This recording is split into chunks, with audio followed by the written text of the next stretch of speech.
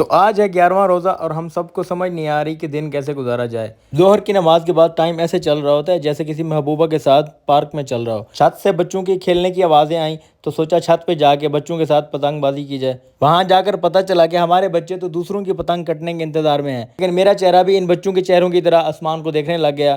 وہاں تو تھا ہی کچھ نہیں۔ پھر میں نیچے اترا تو سامنے سے دوبارہ سے ان 2 کرسیوں نے میرا استقبال کیا۔ اب مجھے سمجھ نہیں آ رہی تھی ان 2 کرسیوں کا یہاں پہ کیا تعلق ہے، لیکن پھر بھی کیا، ہم ڈھیٹ بنے، پھر سے نیچے اتر گئے۔ کمرے میں موجود مایوسی کے آثار بتا رہے تھے کہ آج روزہ خاص رنگ دکھانے لگا ہے، لیکن مجھے اس بات کا اندازہ نہیں تھا کہ ہماری آج کی افطاری بہت ہی خاص ہونے والی ہے۔ تھوڑی ہی دیر میں ایک بندے کی انٹری ہوئی اور اس نے کہا کہ آج کی افطاری میری طرف سے، اور وہ بھی کسی اچھے سے بوفے پر۔ بس پھر کیا تھا، ہم نے بھی گاڑی کی چابی اٹھائی اور چشمہ اٹھایا اور تیار ہو گئے باہر نکلنے کے لیے۔ اور یہ دیکھیے، مفت خوروں کے بھی اپنے ٹشن ہوتے ہیں، لیکن جیسے ہی باہر نکلے تو خیال آیا کہ بھائی جا کہاں رہے ہیں، بوفے پر تو پہلے سے ٹیبل ریزرو کرانی پڑتی ہے۔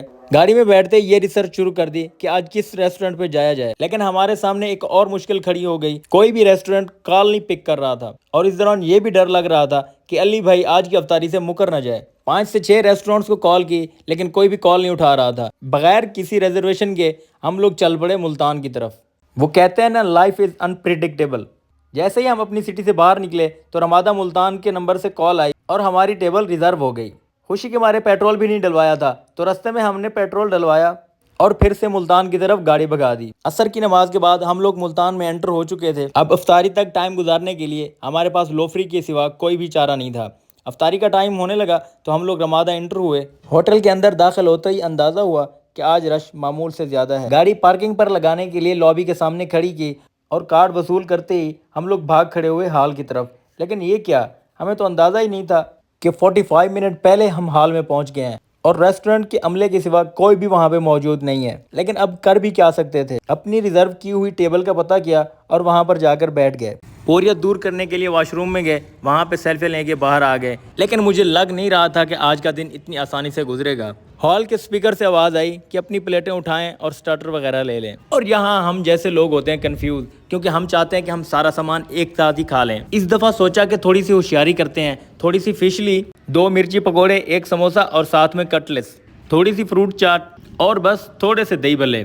بس پھر کیا تھا، ایک لمبا انتظار اور لمبی مسافت طے کرنی تھی۔ افطاری کا ٹائم قریب آنے کی بجائے دور ہوتا جا رہا تھا۔ اللہ اللہ کر کے اذان کی آواز آئی اور ہم نے روزہ افطار کیا۔ بس اس کے علاوہ اور ہم چاہتے ہی کیا تھے، بس یہیں پہ ایک غلطی کر دی، رنگ برنگے شربت کے 2-3 گلاس گڑکا لیے، اور اب یہ محسوس ہونے لگ گیا تھا کہ 2 شربت کے گلاسوں کے بعد فل ہو گیا ہے بھائی۔ تھوڑا سا فروٹ چاٹ کھانے کے بعد ویٹر نے آگے بتایا کہ بالکل دروازے کے سامنے ہی مغرب کی اذان با جماعت ادا ہو رہی ہے۔ بس پھر وضو کیا اور چل پڑے نماز ادا کرنے۔ آج تو ایسے لگ رہا تھا کہ قاری صاحب بھی بہت جلدی میں ہیں اور 2 رکعتیں نپٹا چکے تھے۔ نماز کے بعد ایک اور پنگا ہو گیا، اللہ جانتا ہے، دروازے میں آئی انگلی اور نئی جوتی کے اوپر کسی دوسرے کا پاؤں، یہ بہت تکلیف دیتے ہیں بھائی۔